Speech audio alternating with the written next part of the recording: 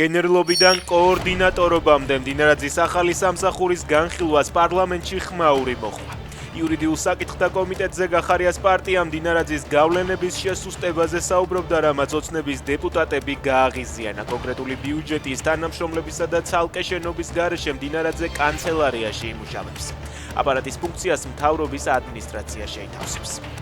ცვლილებების მოსურნე საზოგადოების მკვეთრი ზრდა ივანიშვილის სხვადასხვა მიზეზით არსებული მხარდაჭერის მწვავე შემცირება და შიდა დაპირისპირების დასრულება ხანგრძლივი პაუზის შემდეგ ნიკა მელია მიმდინარე მოვლენებს ციხიდან ვრცელი წერილით გამოეხმაურა.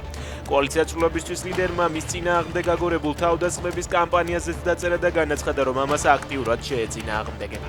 10 ჯერ ზუგდიდში საკმარისია ერთხელ ბრიუსელში. ამ ფრაზით მელიამ ოპოზიციას და სამოქალაქო სექტორს მიმართა და მოუწოდა ხალხთან კომუნიკაცია გაახშირონ. საქართველოს ხელისუფლების მიერ არჩეული ამჟამინდელი კურსი ქვეყანას აშორებს ევროკავშირის წევრობის გზას, წერია ევროკავშირის საელჩოს განცხადებაში, რომელიც ბოჭორიშვილთან ჰერჩინსკის შეხვედრის შემდეგ გამოქვეყნდა. დიპლომატიური უწყება აღნიშნავს, რომ უწყვეტი და მიზანმიმართული რიტორიკა ევროკავშირის წინააღმდეგ უფრო მეტად უთხრის ძირს საქართველოს ევროკავშირისკენ სწრაფვის დამაჯერებლობას.